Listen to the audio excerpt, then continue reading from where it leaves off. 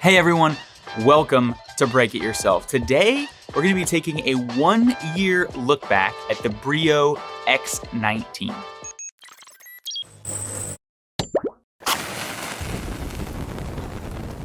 Now, I do want to be honest right up front that Breeo did actually send me this X19 free of charge a year ago, and then I, in turn, gave away an X19 so that I could kind of like pay for one. Just so you know, they have sent this to me for free, so keep that in mind as I'm reviewing it. They have no creative control over any of the videos that I've made about Breeo, but I did, full disclosure, just want to let you know. So the first thing you'll notice 1 year later is that the patina on the outside of the X19 just looks absolutely awesome. So when you first get your fire pit, if you go with core 10, it's just gonna look like metal and it's gonna slowly patina or just rust over that year. And that actually is designed to do that. And that rust is actually gonna be a protective coating for the rest of the metal. So I think it looks awesome.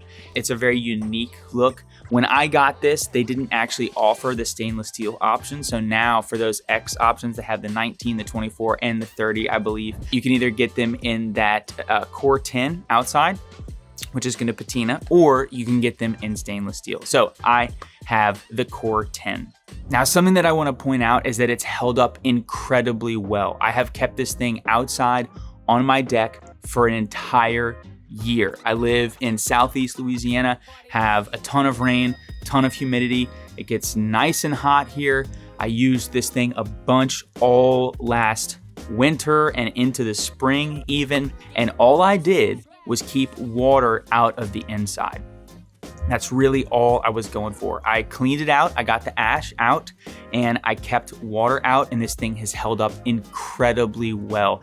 That, I think, is to be expected. It's such a heavy gauge of steel that really it's gonna hold up incredibly well. One, to just things happening on the deck, like if I accidentally hit it or tip it or run into it, anything like that, it's not gonna dent. It's really rock solid. And then additionally, nothing rusted through. Yes, it is rusty because it's designed to do that, but it's still solid. Everything looks great, and this thing is gonna last for years to come. I would suggest either getting the metal cover that Breeo has to keep water out of the inside, or I was just using, I had a spare like canvas cover for a grill, and I was just using a bungee cord around the fire pit to just keep that pulled tight across the top, just to keep water out of it, and that worked very well. So my X19 is the version with the sear plate. Historically, when I got this, that's all you could get. Now you have the option of getting no sear plate or getting the sear plate if you want. I actually found that I do enjoy the sear plate, and this is such a minor complaint.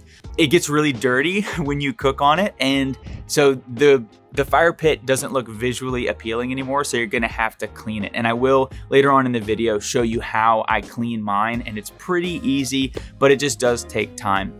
I now have an X24 that doesn't have the sear plate, and I think I actually prefer no sear plate, but to each their own. I just want to throw that out there that I do have the sear plate on this one. It is cool to sear things. I think because I have so many grills and other things that I can sear on, I'm not drawn to the Breeo to do my searing. So if you didn't have anything else, it could be a great option for you, but just keep in mind that it does get dirty. I also have the outpost grill on my X19. I'm a really big fan of the outpost. You can move the outpost up and down to get different temperatures. There are other fire pit makers out there that now offer grill accessories, and you're kind of stuck at one height. I think the Breeo is an amazingly simple and elegant design, and that I can loosen it up and get it all the way down as close to the fire as the sear plate is, which is awesome because you can do your searing directly over the fire, or you can move it up. So one of the things that I've really liked to do on my Breeo is a reverse sear of a steak. So I like to reverse sear my steak. So I'll put the outpost up really high so that the temperature, you know, roughly would be maybe like 200 degrees at that height. Put my steaks on, flip them every so often, just so that the internal temperature slowly comes up to like 110, 115 degrees Fahrenheit. Then I drop the outpost all the way down as low as it'll go. And then I sear the steaks really quickly for maybe like 45 seconds each side. And if you haven't done reverse Sierra steaks, you're missing out. It's awesome. So on the X19, you can fit up to a 16-inch log inside of the X19. It's gonna be a little bit tight, but you're probably gonna wanna do something in the 12 to the 14-inch range. So depending on what kind of wood you get, the wood that I'm getting is 18 to 24 inches, so I obviously have to cut it down. So I use a little electric DeWalt chainsaw. This thing is awesome. I'll get out, you know, maybe 10, 15 logs before I wanna do a fire pit, and I'll just cut them down to size. It takes tops like 5 minutes with that little electric chainsaw, plus it's kind of fun. And that's how I prepare to use the X19. So do keep that in mind when you're shopping for this. So that's something that I've also learned over the year, is that the 16-inch logs, yeah, they do work. If you have 16-inch, they will work just fine. If you have the sear plate, you're gonna have to angle them to get them in, no problem, but just wanted to let you know. Removing ash can kind of be a pain. Breeo suggests every 3 to 4 burns to go ahead and clean it out. That's just so that you can keep that airflow up. That's what you need. You need to keep that airflow up. So cleaning it, kind of a pain.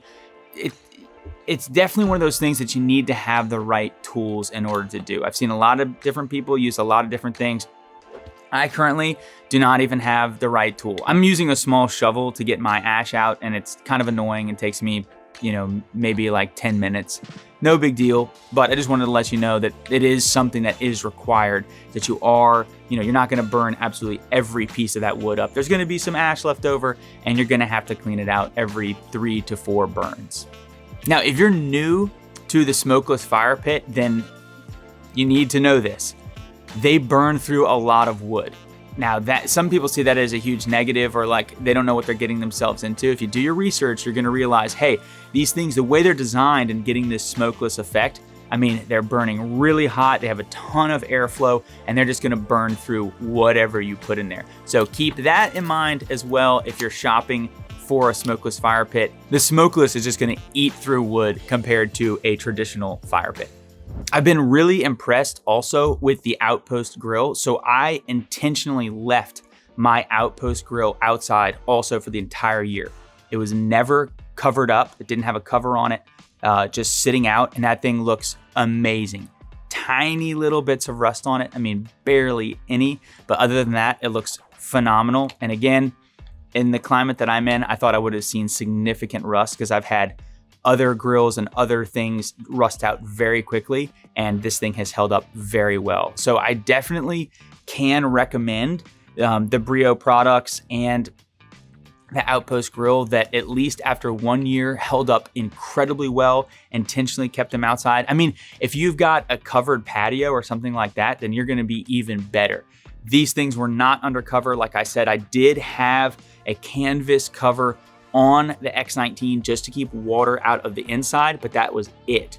Kept the Outpost out in the open, kept all the sides of the X19 out in the open, and it's holding up incredibly well. As far as cleaning, there's a couple cleaning options. Some people use an actual sander. So if you have like an orbital sander and 200 grit sandpaper, you could do that. I've done it a couple times. It actually is not that fast, is what I found. Maybe I was doing it wrong. The other option is you can just spray some cleaner on there and use a scrub brush, and then your arm will fall off. So I actually have a brush that goes onto a drill, and it works very well. So I can show you maybe some B-roll of me doing that, but you can use some like Barkeep's Friend or something like that on that stainless steel sear plate, get it nice and clean with that brush.